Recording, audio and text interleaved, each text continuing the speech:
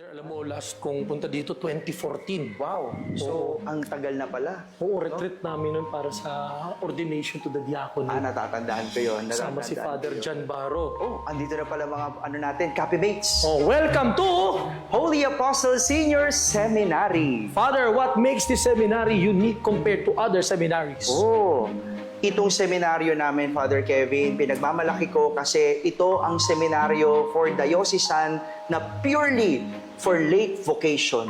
Pag sinabing late vocation, ano yan? Yung mga later on in life na sumagot Yes. ng tawag. Yes, Father Kevin. Ito yung seminaryo para doon sa mga nagtrabaho na sa labas, nakagraduate sa labas, no? At nag-isip na gusto magpare, no? So, itong seminaryo na yon, no? Kasi itong seminaryo na to, dapat tatanggapin ka rito kung ikaw ay may college degree na at merong professional work. No? Talaga? So yun yung iyong first requirement, no? 'Di ba sa ibang seminaryo dapat doon ka mag-college o doon ka mag-high school, tapos hanggang sa doon mo kunin yung theology, yung MA. Pero dito sa amin, no, sa labas pa lang na-take mo ng iyong course or yung iyong major and then nagtrabaho ka na. Sino ba yung Holy Apostles, Father? Oh, Holy Apostles, syempre yung mga alagad ni Jesus, 'di ba? At associated tayo diyan kasi kahit yung mga alagad ni Jesus, alam naman ng lahat, may trabaho na. Nagtatrabaho na,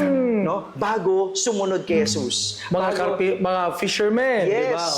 At saka syempre si Matthew, tax collector. Kumbaga, katulad namin, may trabaho na kami before. Iniwan namin at sumunod kay Jesus. At yan yung Holy Apostles. Balita ko may mga sikat daw dito ng mga alumni.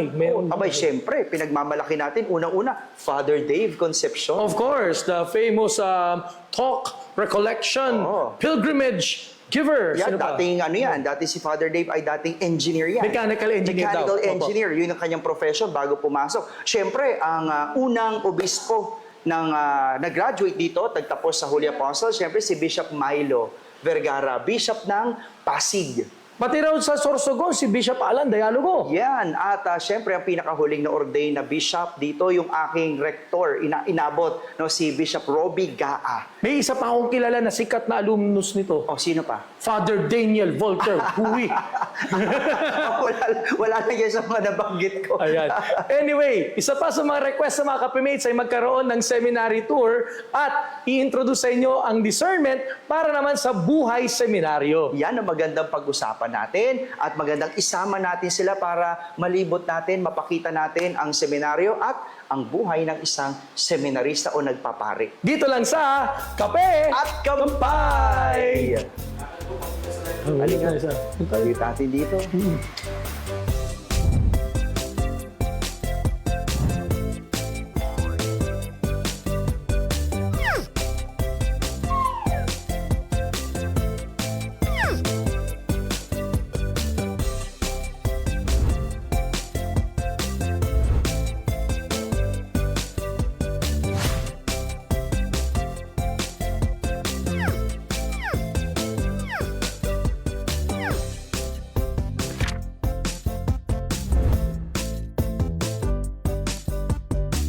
Father Kevin, ito ang classroom dito sa aming seminaryo. Wow! Maganda rin pala ang classroom dito, malaki at aircon. Abay, syempre, para komportable ang pag-aaral ng seminarista. Ano mga classes ang ginagawa dito? Anong year level na nagkaklase dito? Father, first year and second year philosophy, di ba? Kailangan sa nagpapare, merong kursong philosophy, di ba? At dahil kami ay late vocation na, meron na kaming college degree sa labas, so yung completion na lang, no? So 2 years na lang ang philosophy namin.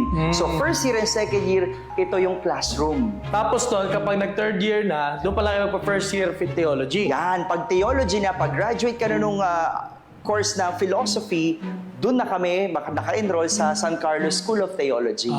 Pero alam mo, Father, sa seminaryo, yung classroom, hindi lang yan classroom Marami rin mga ginagawa dito, Father. Abay, siyempre, dahil dito rin kami nakatira, di ba? Dahil nandito ka rin naman, itong classroom na to, paggabi, nagiging lugar kung sa kami nagmo-music practice. Di ba? Siyempre, alam mo naman, pag seminarista, kahit di ka kumakanta, Kailangan mong kumanta. Matutong kumanta at aralin yung mga kanta. So dito namin ginagawa yon. Dito rin kami nagpa-practice sa mga presentation at performances, di ba? Pag may programa, pasasayawin, pakakantahin, at kung ano-ano pang ginagawa, intermission, dito, ginagawa yon. Ang dami na siguro nakita mga, ano na to, no? Mga performances. Ang dami na, kung makapagsasalita lang yung mga pader at mga sulok ng classroom na to, sasabihin, oy, paulit-ulit nyo na yung steps na yan. Ha? Marami, ilang taong ko na nakikita ang steps Bumenta na yan. na yan, kumita na, di ba? Oo. Yan. So ito yung classroom na to, na gamit. Siyempre, paggabi, may mga activity kayo ng batch, no? May activity kayo na kailangan nyo pang magpuyat. No? Dito na rin namin ginagawa. Kasi, siyempre, kung group activity siya, hindi pwede sa mga sa mga kwarto. So dito para pwedeng magsama-sama. Nako, common na tanong to ng mga kapimates natin, no? Ano ba ang buhay sa seminaryo? Naalala ko, uso tong vlog na ganyan, yung mga A Day in the Life of a Seminarian.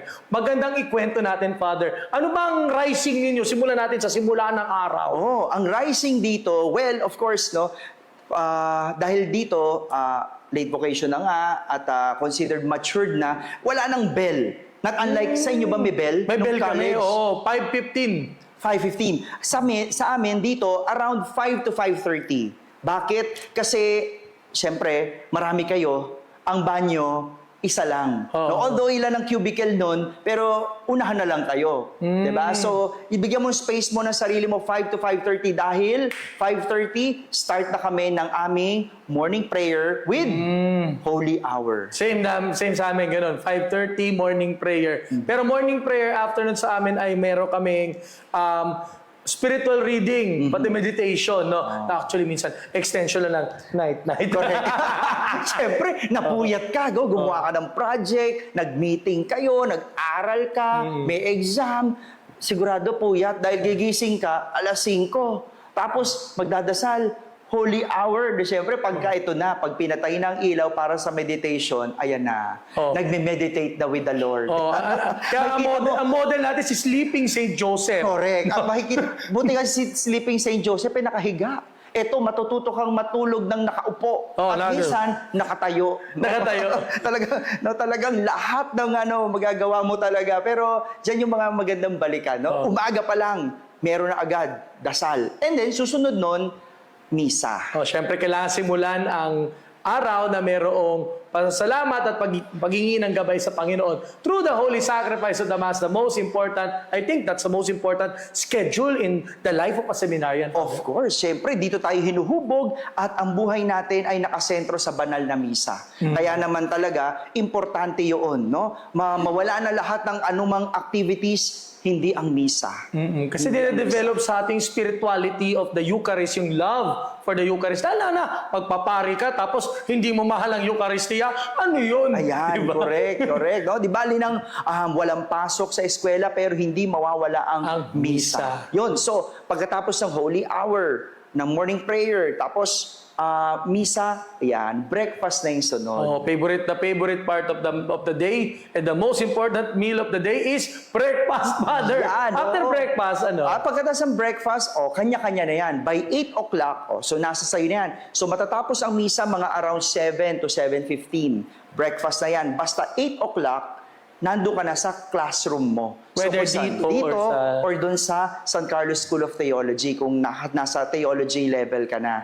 Pero Father, minsan, syempre, yung klase, may mga araw na may klase, may mga araw na walang klase. Anong ginagawa kapag walang klase? Ayan na. Siyempre, para naman din, di ba? Para mang di tayo dumaan sa pagiging estudyante. At lahat ng estudyante, tingin ko, nag-aabang ng announcement ng walang klase. Walang klase. Ano ba yung mga dahilan na yun? Bagyo. Bagyo. Akala nyo, yung mga nasa labas, pag may bagyo, wala, may bagyo din. Siyempre, umuulan din naman dito. Buti pala dito nagsususpend ang klase, no? Nung nasa minor seminary kami, walang suspension ng classes. Basta dumating yung teacher. Kasi ma-teacher namin doon, amphibian. Ayan. Umulan, bumagyo, nandoon na. Kasi papapalang naman eh. Yes, lalo na kung taga dito rin naman ang teacher, di ba? Pero, yun, so, pag walang klase, either matulog ka dahil puyat ka, yan, pwede yan. Dahil malaya ka namang gawin. Or, yan, dyan mo gagawin yung mga hindi mo natapos nung isang araw. So, kung may assignment ka pa, gawin mo. Kung meron kang kailangan linisin, kung meron kang kailangan kumpunihin. Kasi nga, dito, bukod sa nag-aaral ka na, meron pa kaming coordinatorship So meron kang binibigay na task sa iyo. Kunyari, ikaw, accountant ka, assign ka directly sa finance ng seminaryo. So nagbibilang ka ng mga koleksyon, ganun ba yun? Binabalanse mo yung budget. Tinitingnan mo. Yes, kami rin ang gumagawa. Kung CPA, siya rin ang titingin nun. Tapos, kung ikaw naman ay from medical field, halimbawa, nurse, PT, doktor, yan. No? Ikaw ang nakasign sa health ng seminaryo. So pag may sakit, yan yung mga mag-aalaga. At naalala mo, si Doc Gerard. Ay, Doc Gerard, shout out! Yan yung chaplain ngayon. Of course, doktor na siya nung pumasok dito sa seminaryo. So, chaplain siya ngayon ng Cardinal Santos. Yes. Doktor yan ng buong seminaryo dito sa San Carlos. Talaga. So, pag may sakit na seminarista, tatawagin siya. So, maraming gagawin. Talaga, hindi nauubos. So, yun ang mga ginagawa. Father, ito, na nasa seminary kami, meron din kami tinatawag na free afternoon, pati visiting Sunday, pati home weekend. May ganun din ba sa inyo? Free afternoon, yes. Kumbaga, weekly, every week, meron naman tayong time para lumabas. Pagpagupit, recreation mo, kung gusto mo ng sine, gusto mong bumili ng supplies mong toiletries o yung mga gagamitin mo para sa project, may time tayo niyan. Pero limited lang, no? So that's after lunch hanggang bago mag 6 p.m. Bago mag evening prayer, dapat nakabalik ka na. Tapos nakaka-uwi naman kayo dito, Father? Well, yung uwi, bihira, no? Dahil nga, syempre, late vocation na kami, galing na kami sa labas No? So matagal na kami sa labas. So yung uwi, medyo hindi na masyado dahil confined na talaga lahat sa formation No, kumbaga pinabilis yung formation o pinaikli in a sense na katulad ng regular seminary, umaabot ng 10 years or 8 years, dito pinaikli pero walang bakasyon. So tuloy-tuloy. Sa regular na seminary, of course, sa minor seminary, balita ko, once a week sila umuwi. Tapos sa San Carlos, sa college seminary, once a month. I think even sa Pero Father, ito po, magandang katanungan. Yung study period, maganda ikwento natin na sa seminaryo matututo kang mag-aral, Father. Dito sa amin sa seminaryo, iba ang setup ng study period. Ikaw ang hanap ng oras mo. Kasi unang ina-emphasize dito yung time management. No? Dahil kami ay late vocation na, considering na we are matured enough, we manage our own schedule. Apart from the schedule of the seminary, merong community schedule, pero ikaw nang bahala, saan ka at kailan ka mag-aaral. Alam mo dapat, you're responsible enough kung ano ang dapat mo ma-accomplish for the day. So, wala na yun. Katulad sa regular seminary, may time, di ba? Anong oras kayo nag-aaral? Sa minor seminary, bukod sa class. Siyempre, after ng sports time, ayun, meron na kaming study period. Tapos after dinner, may study period din. Nadaanan natin ito. Isa pa sa mga paborito kong gawain. Father, naglilinis din ba kayo ng seminar? Meron ba kayo house cleaning? Of course, ang tawag natin yan, manwalya. Every, once a week naman yan. Dati, nung panahon ko, Monday. After ng class, usually, that's 4 p.m. 4 p.m. up to 6 p.m., manwalya yan. So maglilinis kayo Monday yan. Assigned areas yan. So dahil doon sa grupo ninyo, bukluran ninyo, sa dormitory ninyo, or doon sa lugar ninyo, mag-a-assign kayo sino maglilinis ng hallway, sino maglilinis ng chapel, sino maglilinis ng CR, sino maglilinis ng refectory. So lahat yan, spread out yan sa lahat ng seminarista. Padre, sports time naman, syempre. Meron din kayong sports time. Kasi nakita ko ang ganda ng court ninyo. Yes. Kaya ganyan kaganda yan dahil invested talaga rin. Partly, syempre, kailangan healthy tayo. At dahil late vocation na kami, may mga iba na sa amin, may maintenance. Iba na sa amin, may edad-edad na syempre nung pumasok. Kailangan healthy. So, 3 times a week ang sports namin. Wow, 3 times a week. MWF. So, community sports yan. Community sports to. So apart pa dito, doon sa gusto mong may time kang sarili mong sports, like ako, pagkatas ng class ko at wala namang gagawin, walang community activity, tumatakbo ko dito. Wow! Yan. So, hanggang ngayon naman, kahit naman sa pre-sale ministry mo, nakikita ko sa IG mo, di ba? Kung saan-saan ka umaabot, yung Strava mo. Sa amin noon, sa seminaryo, syempre, daily. ang sports. Pero habang nagte-theology na, Yeah. medyo meron ng konting pacing, no? So, Yeah. di ka naman pwede maglaro ng araw-araw. Ito, Father, no? Siguro panghuli na dadaanan natin dito sa katanungan natin, no? Yung pagdating sa mga sacraments, no? And the other devotions, ano yung mga sacraments and devotions na ginagawa natin dito sa seminary, Father? Oh, syempre, sacrament of Holy Eucharist, yung una, sabi natin, araw-araw. Tapos, syempre, sacrament of confession. Reconciliation, of Yeah, course. every month yan, no? Lalo na kapag... May penitential service, gano'n. Yes, penitential service, lalo na kapag recollection natin. Syempre, monthly ang ating recollection. So, doon, magkukumpisal tayo. Kailangan natin yun no? At syempre, kasama na rin doon, syempre, yung benediction, no? Pag may feast day, no? Hindi lang basta holy hour, no? We celebrate it with benediction. Yan. So, yun yung mga napagpatibay na mga sakramento dito. Then, of course, no, yung other sacraments, dito naman, inaaral yun, no? Anointing of the sick, baptism, yan, may mga subjects tayo niyan. Yan. Siyempre, in preparation for future ministry palagi, napagandang tignan, no? Alam mo, siguro baka eventually magkaroon tayo ng ganyang vlog, Father. No? Yeah. Yung day in the life of a seminarian o day in the life of a priest. Para yung mga kapamates natin ma-encourage, no? Na i-try, i-consider ang vocation At to the masaya, masarap, makabuluhan ang buhay ng isang nagpapari. Oh. So, alam nyo ba, isa pang share namin, no? Ang Holy Apostles Senior Seminary at yung seminary pinanggalingan ko, whether it's San Carlos or San Jose Seminary, hindi lang naman kami puro taga Metro Manila. Yeah. Meron din kami mga kasamang galing sa mga provinces. And it's a joy to encounter the community. No? Correct. No? So, ibig sabihin na-expose tayo sa iba't ibang mga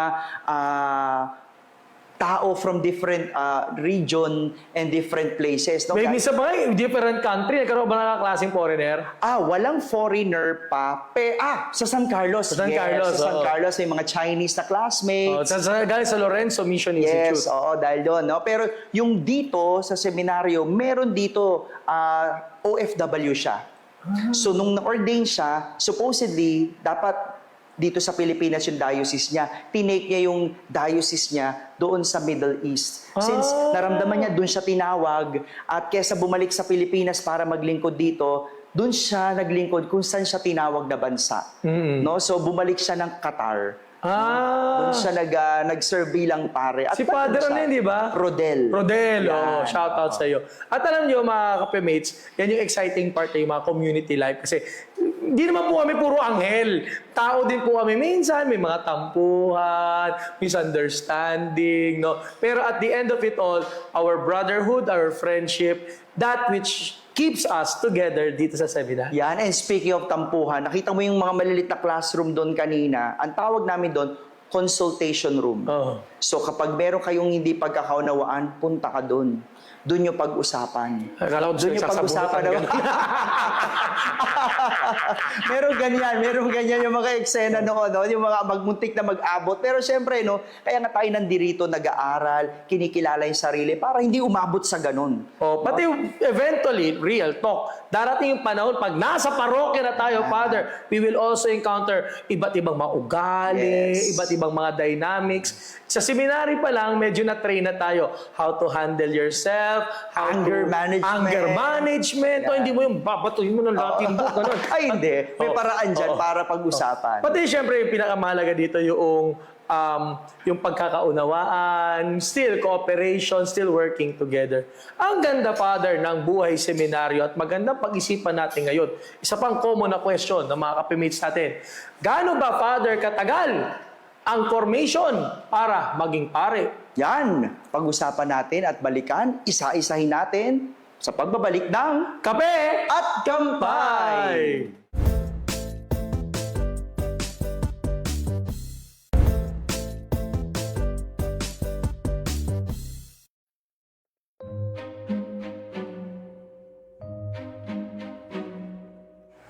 Nandito tayo sa Seminary Chapel, isa sa mga pinakamahalagang lugar sa isang seminaryo.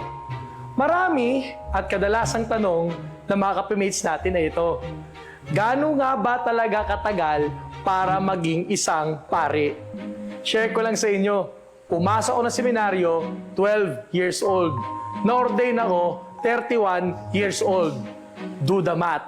Pero syempre, lumabas kasi ako twice. Kaya kung i-count mo lahat, 4 years sa minor seminary, 4 years sa college, 5 years sa theology, tapos nag-waiting pa ako, mga more or less, 4 plus 4 plus 5, 8, 13, 14 years in the seminary. Ang tagal naman, Father. Kasi, mga kapimates, kailangan natin intindihin na ang pagtugon sa buhay pagpapari, meron niyang stages. At bawat stage, merong finofocus na growth or development ng isang magpapari. Ito po ay ayon sa updated Philippine Program for Priestly Formation. At nung panahon ko, ang tawag lang sa amin noon sa minor seminary, first year, second year, third year, fourth year. Tapos pagdating sa San Carlos, sa college, C1, C2, C3, C4. So college 1, college 2, college 3, college 4. Tapos pagdating sa theology, T1, T2, T3, T4. Tapos SPFY or PSIY. Pero ngayon, dito sa updated program, meron ngayong mga titles yung bawat stage ng formation. At sa bahaging ito, magandang pagnilayan natin mga kapimates. Ano nga ba ang iba't ibang stages ng buhay dito sa seminaryo? Isa-isayin natin. Ang unang stage ay tinatawag na propedeutic stage. Ito yung stage ng preparation, transition from the outside world to formation inside the seminary. Ito yung mga panahon kung saan nilelay yung foundations ng seminary life.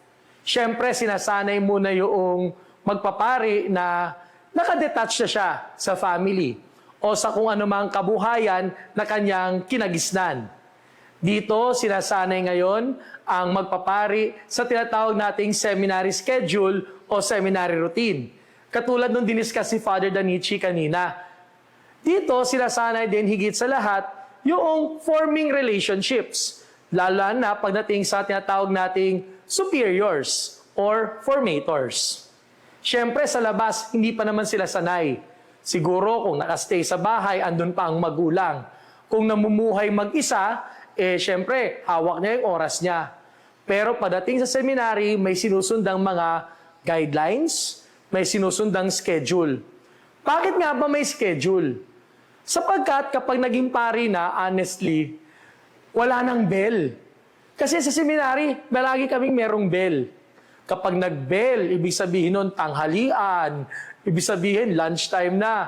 Pag nag-bell, mag-angelus. Pag magbe-bell, ibig sabihin yung next sa schedule. Pero honestly, ngayon pari na ako, wala nang bell. Kailangan kong bumangon ng 5:15 para pag-morning prayer. Kailangan kong bumaba para sa chapel, para mag-misa ng 6 a.m.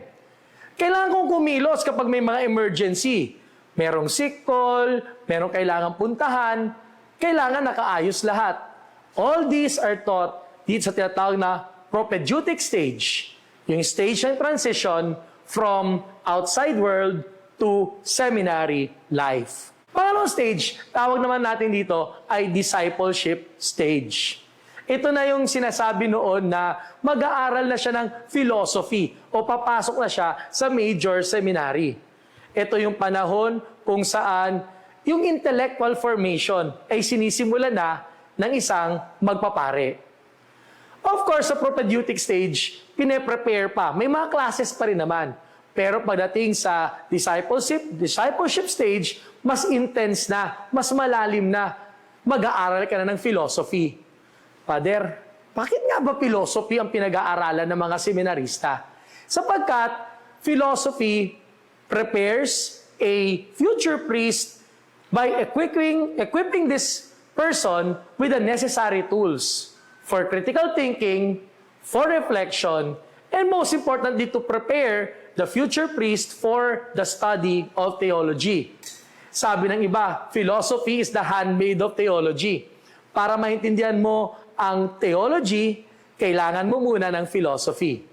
At mahirap mag-aral ng philosophy ha. Minsan masakit sa ulo. Ang dami-dami mong kikilalanin ng mga philosopher at yung kanilang mga tinuturo. Pero at the end of it all, remember, we study for the church. Mahalaga din sa buhay ng seminaryo yung tinatawag nating pastoral ministries.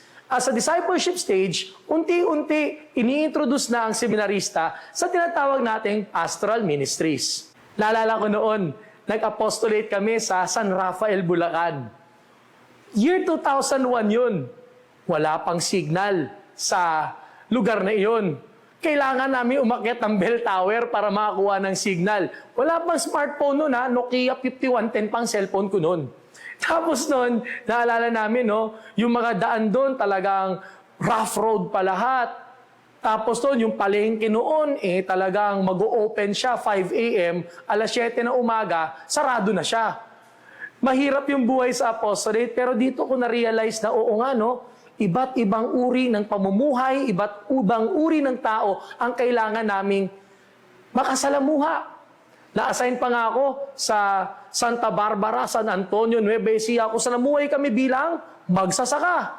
Nagagapas kami, nag-harvest. Yung nakikita yung nagtutuyo ng mga palay.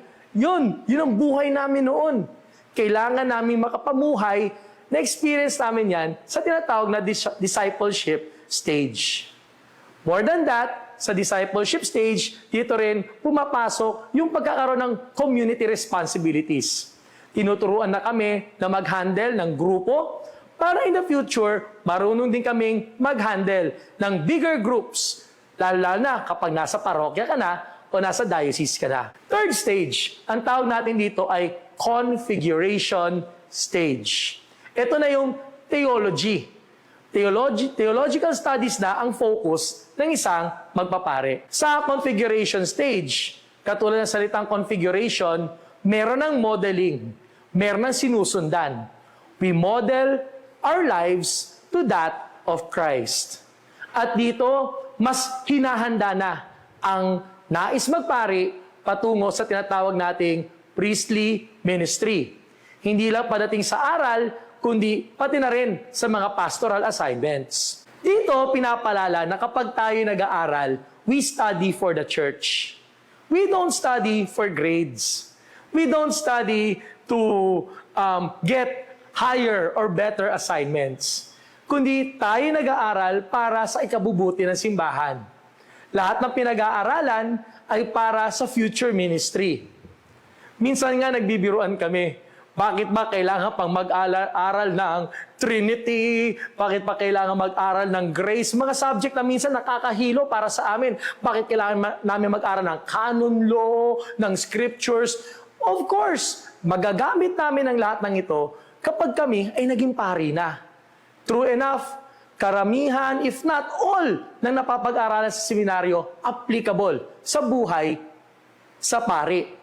Pero minsan, may mga bagay din na hindi namin natututunan sa classroom.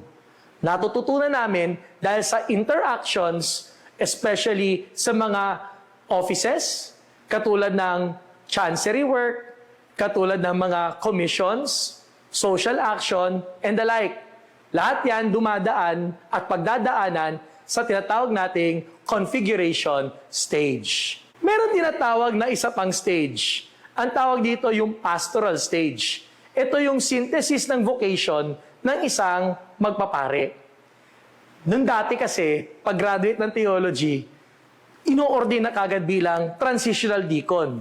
Deacon at the service of the church, already part of the holy orders, pero temporary lang ito.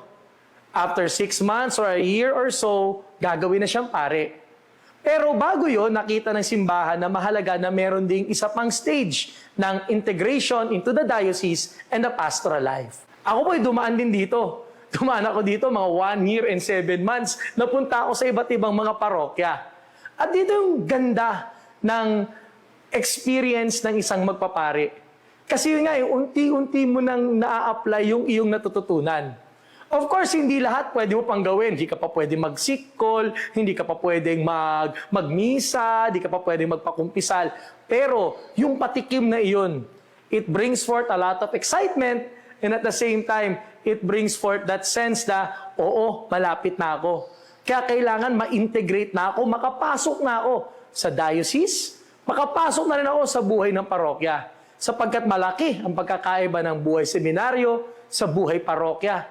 Sa buhay sa seminaryo, sa buhay sa diocese. And all these are preparation for future ministry until makarating tayo sa pinakahihintay ng lahat, ordination. Ito yung sinasabi nating stages in the life of a seminarian. Stages of the formation to the priesthood. Actually, pinag-usapan natin ay para sa diocesan priesthood. Pagdating sa religious life, iba rin yung buhay. Meron pa yung novitiate, meron pa yung iba-iba pa mga stages. Pero yun nga, kapatid, consider the priesthood. Maybe God has considered you. At ngayon, na-explain na natin kung gaano kahaba at ano ang stages ng formation sa seminaryo. Siguro, ang next nating tanong handa na ba ako mabigay ng yes ko kay Lord? Siguro maganda pag-usapan yan sa Life Hacks. Dito lang sa pagpapatuloy natin sa Kape at Kampay.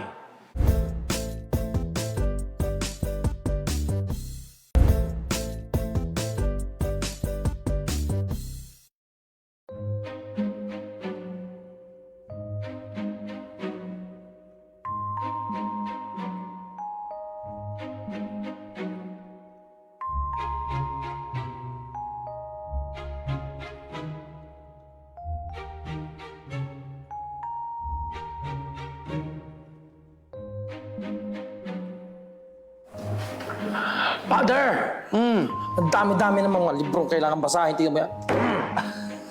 Studios tayo at kita mo yung mga libro natin. Magaganda pala mga libro niyo dito sa library. Oy, nako. Alam mo, hindi matatawaran ng pagbabasa ng libro dito dahil talagang isipin mo kung pwede nalang pakuluan ng libro at inumin dahil sa dami ng pinapabasa sa aming mga libro, ay gusto mo na lang yun ang gawin. Oo, Father, yung mga libro ninyo, meron kayong tungkol sa mga, lifestyle, no? Ayan, of course, sa Cathedral. Cathedral. Tapos may Yolanda, no? Tapos meron tungkol sa culture, the changing face of the Filipino.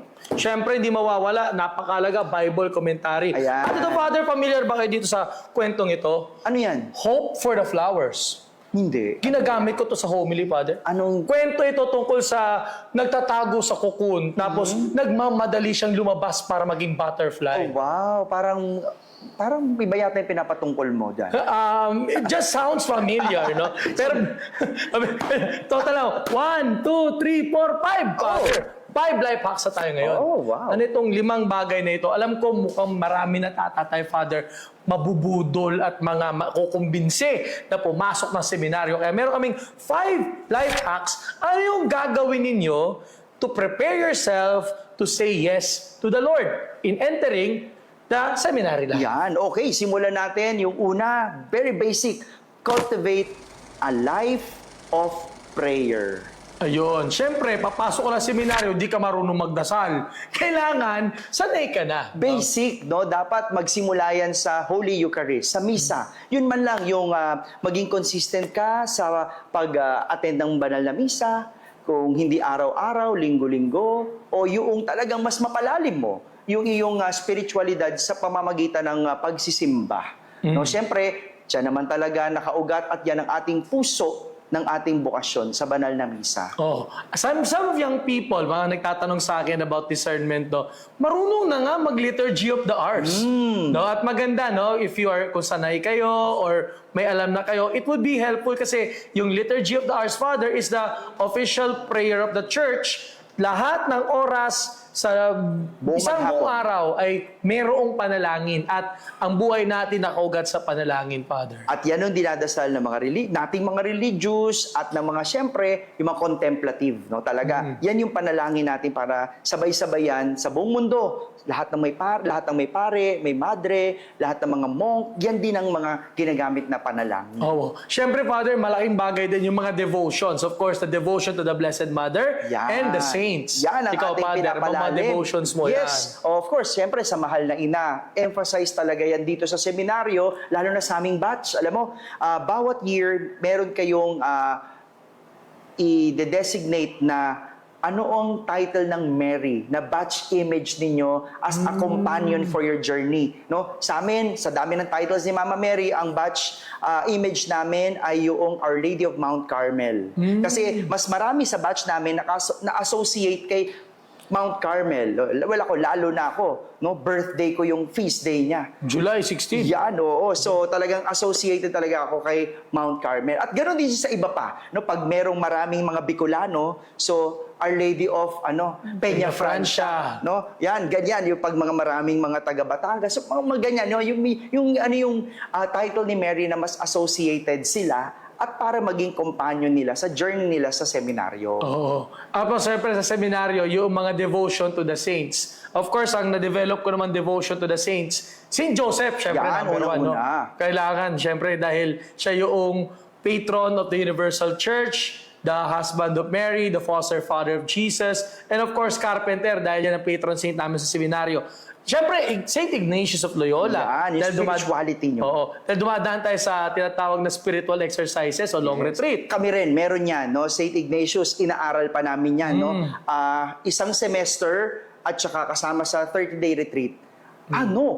2 semesters pala, 1 year. Wow! Yeah, sorry. 2 semesters, that's a preparation para sa 30-day retreat. Wow! So subject Grabe. talaga yan, no? Oh. Kasama na doon yung iba pang subjects ng saints about Saint Teresa of Avila. No? So yan, spirituality rin yan ng ating John of the John Cross. of the Cross. Kaya Kasama rin yan. Isang si Father sem din John yan. Baro, no? Yan. Ayan, Dark Night of the Soul, Yan. pati Interior Castle, di ba? Yan, Ba't importante itong mga to? Siyempre, ito yung bubuo sa spirituality natin bilang pare. So, talagang inaaral yung buhay nila at kung paano ito makakatulong sa ating buhay pagpapare, sa ating paghuhubog ng ating spiritualidad. Ayun. So yan yung una, cultivate a life of prayer. Number 2 tayo, Father, develop a heart for service. Karamihan sa mga talagang pumapasok sa seminaryo, mayroong background on service. Whether it is service in the church or service in the community. Ikaw ba, Father, ano ang background mo ng service nung bago ka pumasok sa seminaryo? Altar server, syempre. Altar Altar server tayo sa high school. Oh. Tapos eventually, kahit nasa labas ako ng seminary, nagtuloy pa rin ako sa pagsaserve at the altar. Hindi ako pinigilan at pinagbawalan. Kaya yung pagmamahal sa altar, pagmamahal sa paglilingkod sa Panginoon, lalong nagtibay. Ikaw, Father, ano service mo noon? Ako, dalawa. So, una, ako ay naging lectors and commentator ministry. So, nag-serve ako sa liturgy as lector or commentator. Then, of course, natap din ako ni Father Eugene David, yung aming parish Father priest. Eugene, gumagawa ng musik. Yan, natap niya ako maging youth coordinator ng aming parokya.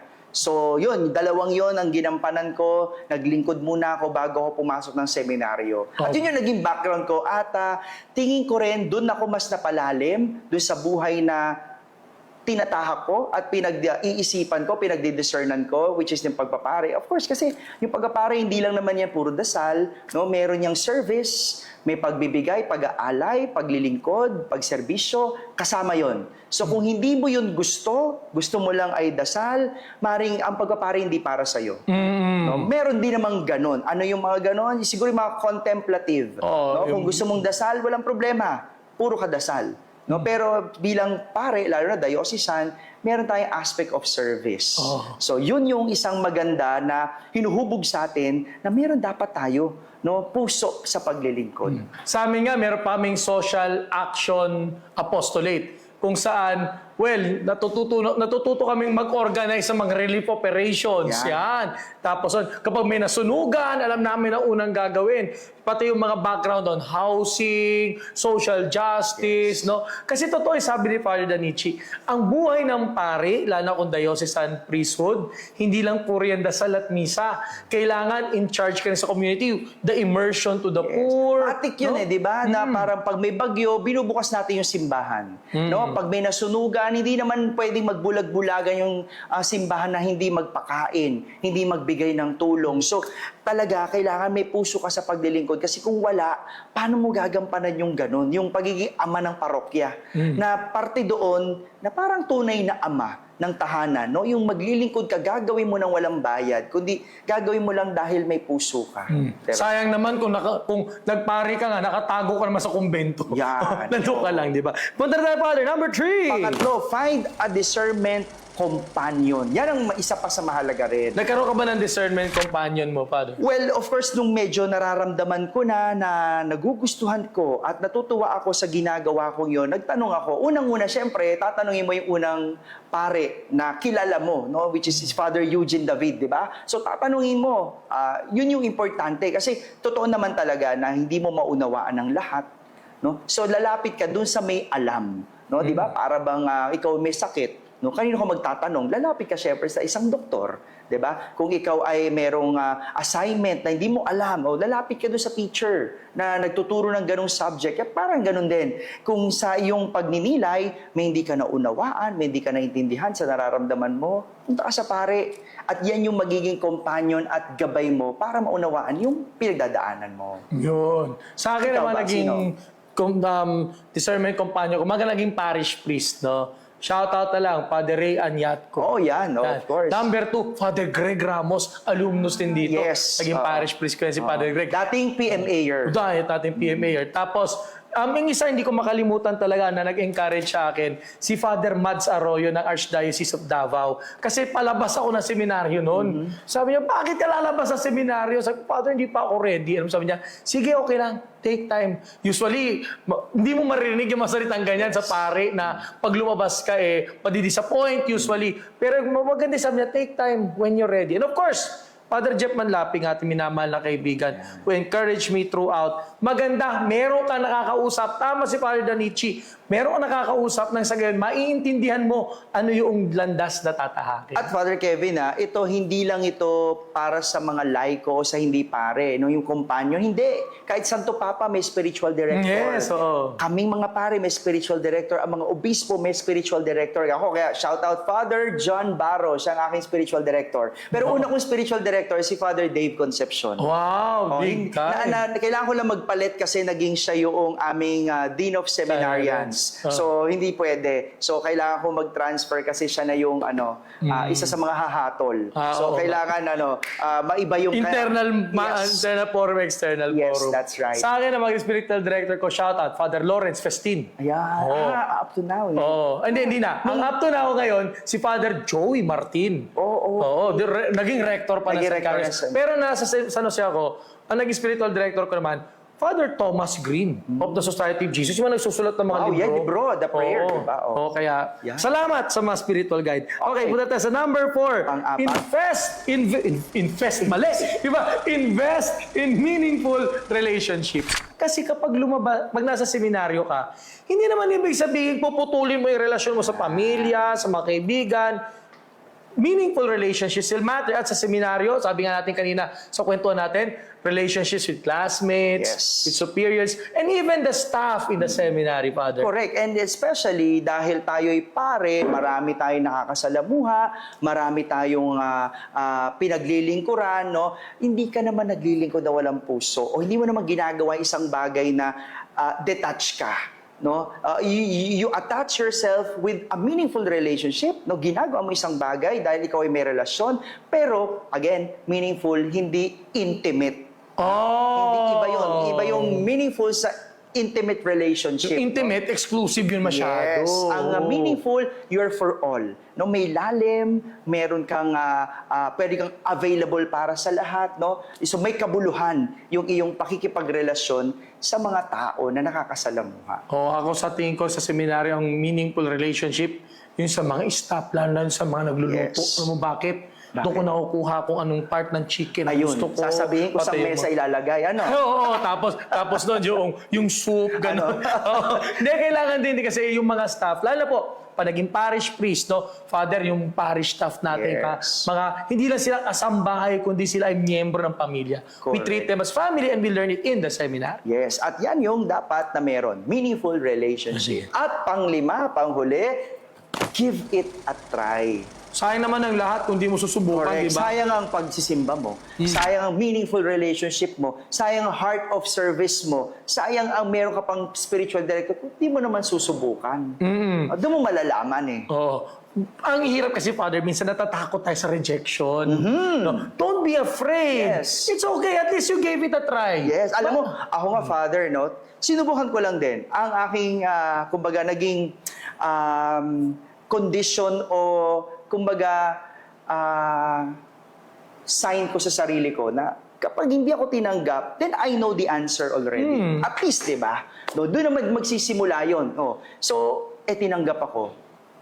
Di nagtuloy-tuloy. Diba? Diba? Kasi doon mo lang naman masubukan. Pag pumasok ka, pag nandun ka na, di ba? I mean, yung whole journey mo, yung everyday mo na paggising sa umaga, it's a trial. No? Gusto mo pa ba? It's a choice. Pipiliin ko pa ba? So, yun naman yun eh.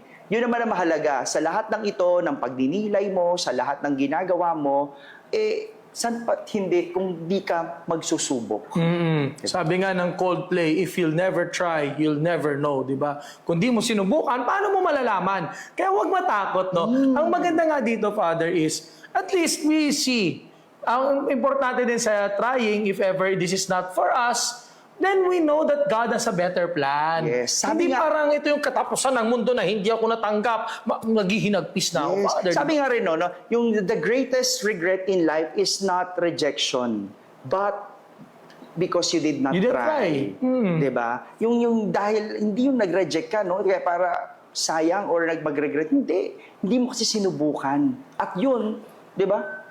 Pagbabalikan mo yung buhay mo, sana pala sinubukan ko. Sana pala tinignan ko. Walang masama doon, di ba? No? Anyway, kaya nga naman talaga subukan para mas maintindihan at makita.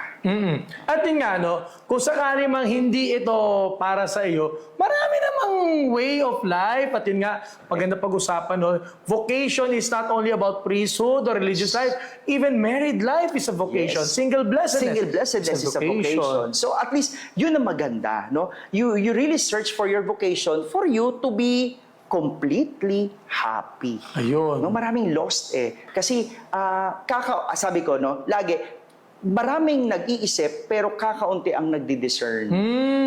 No? Yung nag-iisip, of course, pumapalya madalas ang isip.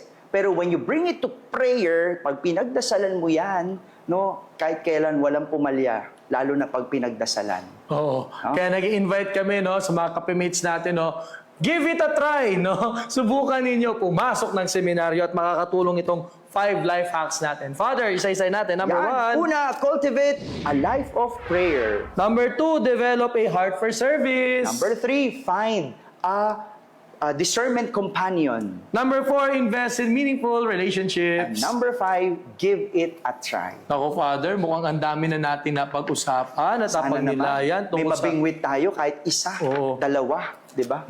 Parang magandang kanina nung makwentuhan natin yung tungkol sa mga experiences sa seminaryo, mas makapag-encourage pa tayo sa mga kapimates natin. Pagkwentuhan natin. Pagkwentuhan pa natin yan sa pagbabalik ng Kape! At Kampay! Na nag-bell pa! Yan, sakto. Buzzer beater. Oo, nag-bell pa.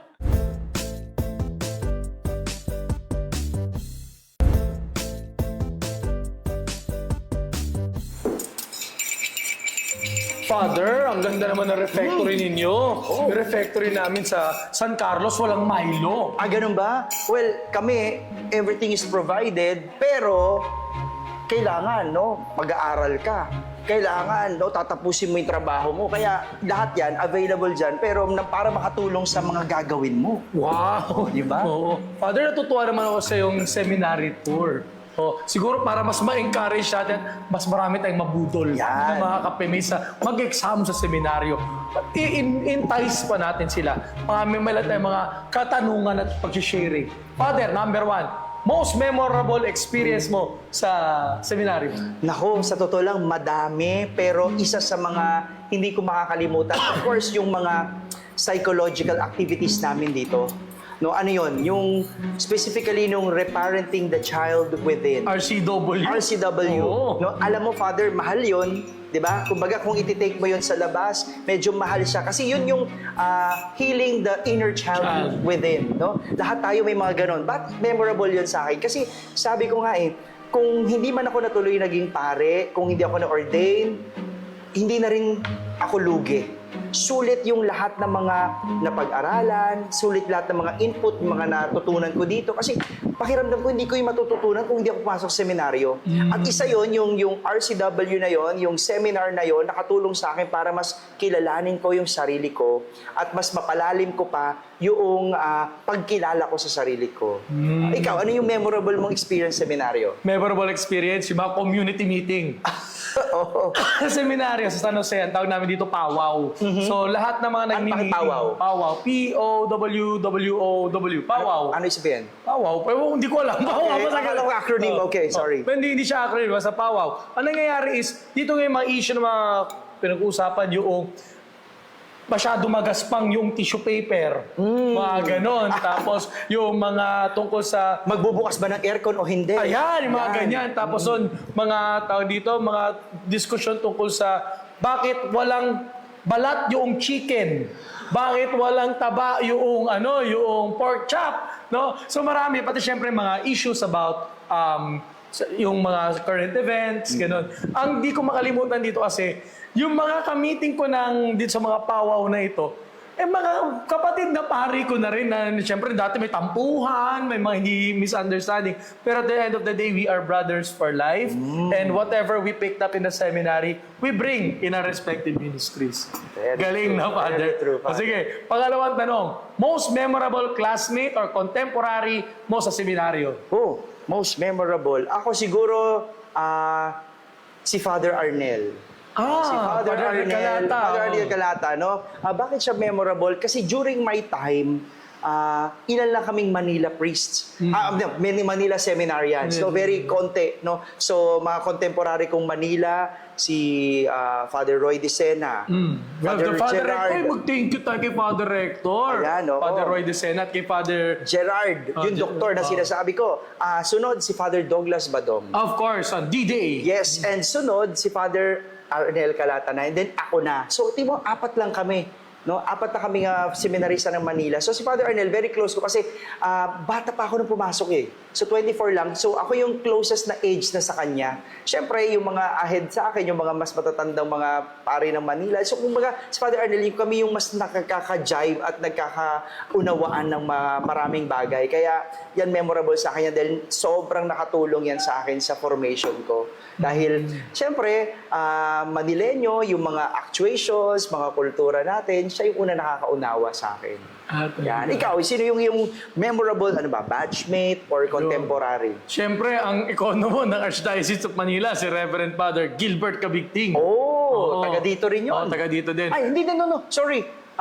Archdiocese of Manila. Archdiocese of Manila, pero San Jose. Yes. Oo. Ikaw Kaya naman memorable yun. yan kasi meron kaming grupo, ang tawag namin Extra Rice Incorporated. Oh. No? Kasi ang lalaki namin, Kayo yun. mahilig kami sa Extra Rice. Nagkaroon nga kami, kinikwento ko kanina natin Sharon, yung nagkaroon kami yung nag-donate kami ng mga goods, nagdala kami ng goods sa Masantol, Pampanga. Tapos nun ang nangyari, meron kaming pagkain ng mang-inasal. Paramihan ng kanin. Nakailang ka? 7. Pero merong nakatalo sa record. Ito yung Sino? panalo talaga. Itatago na sa pangalan, Father J.D. Saldivar. Wow! Wala mo Archdiocese of ilang Manila kanin. rin yun. Wala mo ilang kanin. 10. 13.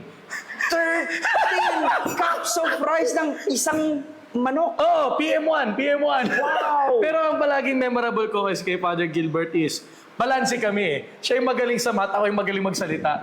So parang teamwork kami. At yun nga, I appreciate the brotherhood and the friendship that Father Gilbert and I spent in the seminary. And until now, no, nakikita ko pa rin siya dyan sa mga establishments. Yes, No? At I'm very proud kasi ang taas ng kanyang... Siya naman na ikaw naman ng Archdiocese of Manila. Oo. Tapos yun nga, all the experiences that we had, kaya sa mga pawaw, sa mga interactions, no, it is good to have a brother who understands. Hindi ko pa rin ma-imagine paano, inaamoy lang ba yung manok nun? Meron sinusubsob yung buto tapos dumudukot ka ng kanin. O baka naman dinadami yung sabaw. Di ba bawi sabaw? Pwede gawin. Pati Grabe yung style, GG, yung Pati chicken oil. Oh, sige. grabe. Ito, last thing, no? Most memorable advice that you have received as a seminary. Simple, Father. Ito hindi ko talaga malilimutan. Yung advice na persevere. Yun lang. No? Siyempre, dito, daming pinagdadaanan, daming hirap, daming struggle, sabay-sabay. Pero yung advice na laging sinasabi, tinatapik lang, persevere. No? Persevere. Ibig sabihin, pagsikapan mo pa, matatapos din yan. No? At totoo naman talaga, no? Naitapos, nairaos, at nakatapos. Andito tayo ngayon. Andito pa din, no? Pero yun yung pang-araw-araw na pag may struggle, persevere. No, persevere. Totoo naman talaga. Very true yun. Very simple para sa akin, pero yun yung laging nagpapalakas ng loob. No, persevere. Ikaw, ano yung memorable mong advice? Still in the same line, nung gumraduate kami sa seminary, may binigay na gift, no? Merong dolphin ba yung balyena, no? Na stop to yung aking BEC. Nakalagay doon, just keep swimming. Oh. Just keep swimming. Ganun pa rin, persevere din, no? Kasi by that time, no, I found out na I will not yet be ordained. Pero sabi na, just keep going, just keep doing good. Kahit na wala kang ministry, kahit hindi ka pa ordained, tuloy mo lang yung good na ginawa mo and darating yung panahon. Ang ganda ng kwentuhan natin, Father. Correct naman talaga. At wala naman talagang sukuan. Kahit seminaryo o sa labas, walang sukuan sa buhay. At yun nga, no, siguro at this point, Father, tuluyan na natin ibudol ang ating mga kapimate sa mas makalalakihan na attracted sa buhay seminaryo to give and consider the priesthood. Give it a try. Father. Yan, open ang marami, iba't ibang klase ng seminaryo, ang San Carlos Seminary, para kung ikaw ay high school graduate, open ang San Carlos Seminary. Kung gusto mo naman ng partly religious, partly diocesan, open ang Lorenzo Mission Institute. Yes. At andyan din yung San Jose Seminary, siyempre, pati open UST, din, di ba? UST Central Seminary din. At kung ikaw ay late vocation, no, gumraduate na sa labas, nagtrabaho, at gusto pa rin, nag-iisip na magpare, Holy Apostle Senior Seminary. Ayun. Ma-plug ko lang yung aking alma mater, Our Lady of Guadalupe Minor Seminary, na tumatanggap ng mga early vocations Yan, naman. mga no? high school. High school. Pati po yung bali junior high and senior high. No? At kapag nag-senior high kayo sa minor seminary, magiging teacher nyo ako. Humanda kayo. Pero more than that, no? Mga kapimates, no? Pinamaganda po dito. Let us listen to the voice of God. Yung mga points natin, Father, tungkol sa bukasyon, Yeah. maging bukas, sa misyon, at higit sa lahat, ang buhay seminaryo, paghandaan, enjoyin, at higit sa lahat, learn from it so that we could become shepherds in God's time. Yan, sana meron tayong nabingwit, sana meron naging interesado, at kung interesado kayo, please comment below, no? Basahin natin yung kanilang kwento, o kaya magtanong kayo, mag-message kayo sa amin ni Father Kevin at Father Danichi, sasagutin namin kayo. At syempre, no, kahit anong panahon man ito, contact yung inyong vocations director sa At inyong parish priest. at parish priest para matulungan kayo sa discernment ninyo. Okay, sa tingin ko, Father, ang dami na natin pinagkwentuhan. Oo nga, at yun ang ating pinagkapihan ngayong araw. Salamat, Father, for touring us around the Holy Apostles Senior Seminary. Yan, see you again. At kung kayo ay napadaan dito sa Guadalupe, open na ang mga seminaryo para silipin, bisitahin. Pwede naman. May mga vocation, di ba, may mga search-in minsan. Yung mga maganda Yes.